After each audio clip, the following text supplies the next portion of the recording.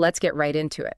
Today, we're breaking down Experiential Learning Part 1, On-Policy Context Distillation for Language Models.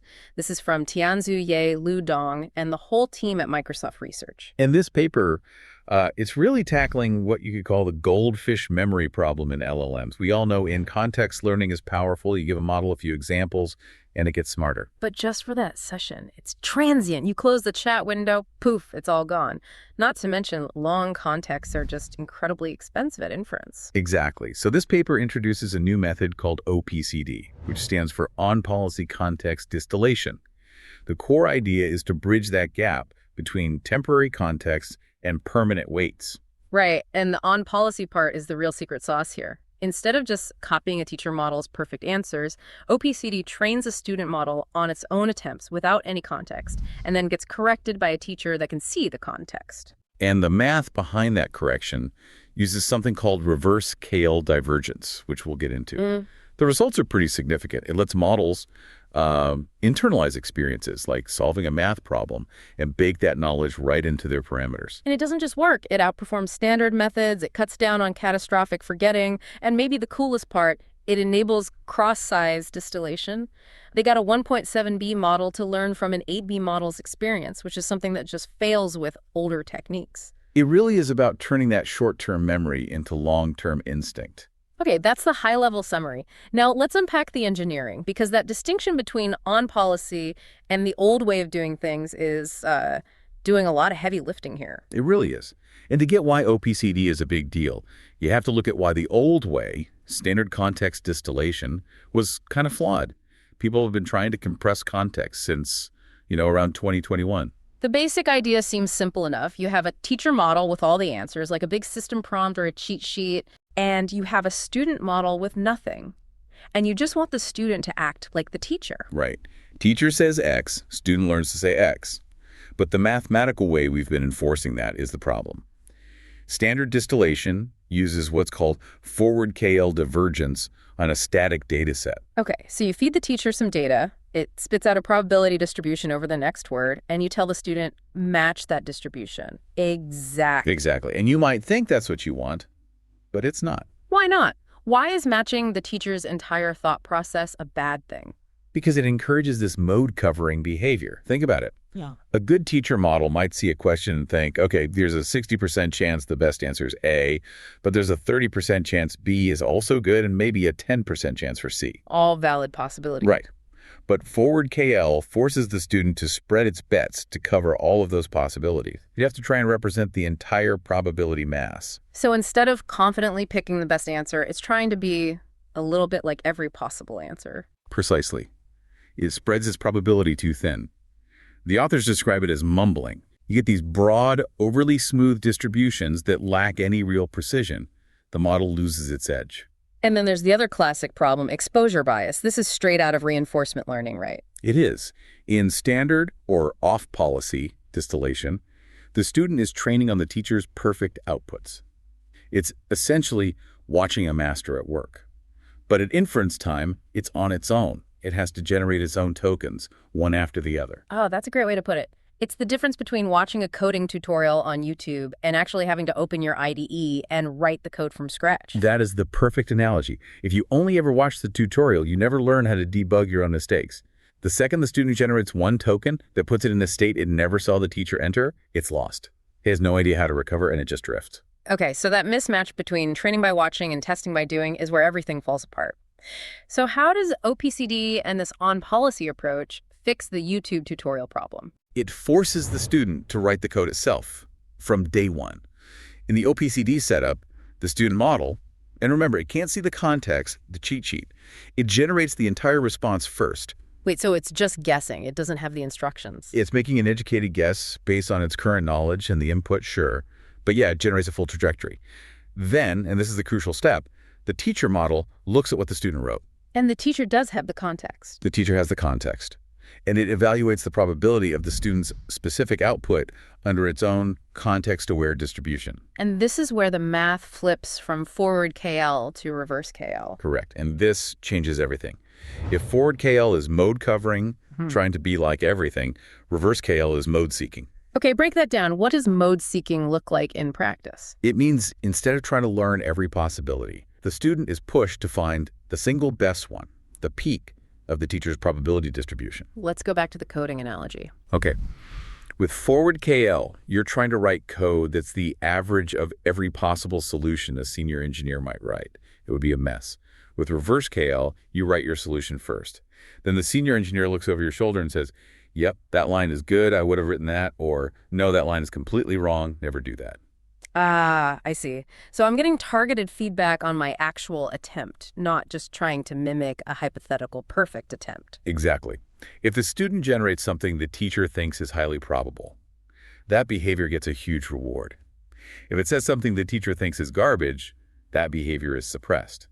The student is learning to correct its own specific mistakes. Which seems so much more robust. It totally solves the exposure bias because the student is always training on its own trajectories. It learns how to get back on track after it makes a mistake. Precisely. You're aligning the student's own instincts with the teacher's context-aware wisdom, instead of just trying to overwrite them. So the paper applies this really cool framework to two main areas. The first one is just conceptually awesome, experiential knowledge distillation. They're trying to give the model experience points, basically. Yeah, it's this clever three-stage pipeline: extraction, accumulation, and then consolidation. Their argument is that experience is really just another form of context that we should be able to distill. Let's walk through that with their math examples. They use the DAPO Math 17K dataset for this. Right. So stage one is extraction. The model solves a math problem, but then it does something extra. It's prompted to reflect on how it solved it and write down what it learned as experience items. I loved the example in the paper for this. The model solves a geometry problem, and then it writes out, the shoelace formula is versatile for finding polygon areas given vertex coordinates. It's like it's writing its own little textbook. It's verbalizing the heuristic, exactly. Then comes stage two, accumulation. All these little textbook entries get stacked up into one long list, creating this huge memory in the context window. Which is great for performance, but creates this massive context that's slow and expensive. And that's where stage three, consolidation, comes in.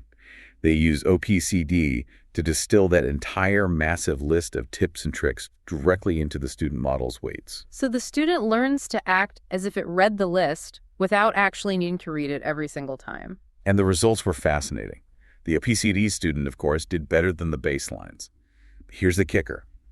In some of the text arena games they tested, like Frozen Lake and Sokoban, the OPCD student performed better than the teacher model that actually had the full list of experiences in its context. Hold on. The student, with the memory baked in, beat the teacher who had the cheat sheet open right in front of it? How is that possible? It's wild, right? It goes back to that difference between reading and doing. Yeah. The model with the big context has to actively read it, parse it, attend to the right parts. It's a cognitive load. Whereas the OPCD student has practiced applying that knowledge so many times during training that it's no longer a thought process. It's a reflex. It has turned that text into an instinct. That makes so much sense. In Frozen Lake, the navigation game, the experience items were things like avoid holes represented by H. Right. By baking that into its weights, the model doesn't have to think about that rule anymore. It just instinctively avoids H. It's become muscle memory. That distinction, reflex versus reflection, is huge. Which brings us to their second application, which is probably the most immediate commercial use case, system prompt distillation. Absolutely. Every single production LLM application has a system prompt. You are a helpful assistant. You must reply in JSON. You must follow these safety guidelines. All those tokens add up. Especially for a complex persona or really long safety instructions. So they tested this. They used MedMCQA to try and bake in a medical expert persona and Tweedall for safety filters. And what happened? Same story. OPCD beat the off-policy methods, but the authors noted something really important about the training process itself. It was much more stable. What do you mean by stable? When they tried the old off-policy method, the training loss was all over the place. It was erratic because you're constantly forcing the student to jump to a probability distribution that is totally alien to its own. Right, you're yanking it around. Exactly. But with OPCD, because the student is always starting from its own generation and just getting nudged in the right direction, the training was much smoother. It converged faster and more reliably. So on-policy isn't just better for the final result. It's a more efficient and stable way to actually do the training. It creates a much cleaner gradient signal. But I want to pivot to what I think is the most significant finding in the whole paper, especially for engineers listening. The real aha moment. Cross-size distillation. This is the dream, right? Getting tiny, cheap models to run on edge devices, but with the intelligence of a giant 70B model? It's the dream. So they ran this experiment. They tried to teach a little Quen 3 1.7b student using experience generated by a much bigger Quen 3 8b teacher. Okay, so small student, medium teacher, what was the first thing they tried? The simple thing. They just took the experience items written by the 8b model and pasted them into the 1.7b model's context window. Just prompting, no training. So, here, little guy, read the notes from the big brain. And performance went down. It got worse. Worse than if the little model had just tried to solve it on its own. Yes. The 1.7b model was overwhelmed. It couldn't handle the complexity and nuance of the AP model's insights. The context was too dense, too sophisticated. It just confused the smaller model. Wow. That's like giving a PhD thesis to a middle schooler and expecting them to get it. They'd just get lost in the vocabulary and miss the entire point. That's the perfect analogy, Yeah. but, and this is the punchline, when they used OPCD to distill that exact same 8b experience into the 1.7b model's weights, its performance improved significantly. So why does the distillation work where the prompting failed so badly? Because OPCD lets the student translate that complex knowledge into its own internal representation. The student generates text using its own simple vocabulary and logic. The teacher just provides the score, the feedback. Ah, I get it. The student doesn't have to parse the teacher's complicated language. It just has to stumble upon a behavior that satisfies the teacher. Correct. It decouples the knowledge representation from the knowledge application. The small model learns to act like the big model without needing to think or read like the big model. That is a massive insight for anyone trying to deploy smaller, efficient models. It suggests you can't just feed them complex thoughts. You have to let them learn by doing. It really reframes the problem. Small models aren't necessarily dumb. They might just be inexperienced. And OPCD is a way to give them that experience in a way they can actually digest. The paper also made a quick but important comparison between the teacher-student setup and self-distillation. Right, this taps into all the self-correction hype. They compared using a separate frozen teacher model to a setup where the model is trying to teach itself as it goes. And the verdict. The separate frozen teacher-student model was way more stable. When they tried self-distillation, the training often just diverged and collapsed. Because the goalposts are constantly moving. Exactly. The target you're trying to hit is shifting with every training step. It just introduces too much variance for the RL process to handle reliably. You really need that steady, unchanging guide. Okay, one last technical point before we zoom out.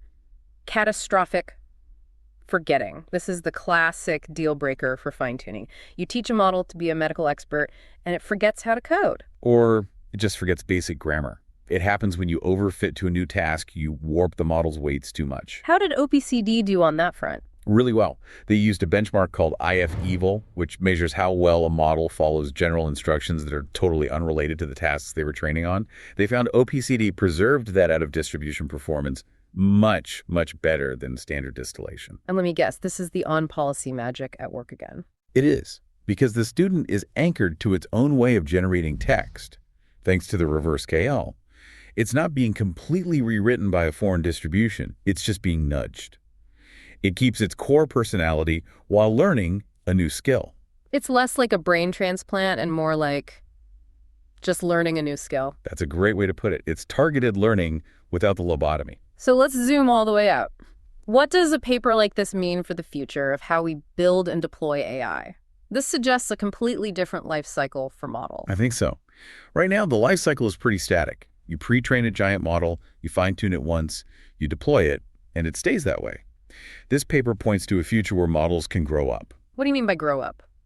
Well, imagine a model out in the world. All day, it's solving problems for users. And as it does, it's generating those experience items, little notes about what worked. Those go into a temporary memory buffer. Like a short-term memory that fills up during the day. Exactly. Then at night, when usage is low, the model goes to sleep. And sleep is just the OPCD process kicking in. It consolidates the day's memories. It distills all those temporary experiences from the buffer into its permanent weights. It wakes up the next morning a little bit smarter, a little more experienced, and with a clean context window, ready for new problems. Oh, that is incredibly biological. We have experiences, we hold them in working memory, we sleep on it, and our brain consolidates it into long-term memory. It basically solves the inference cost problem for lifelong learning.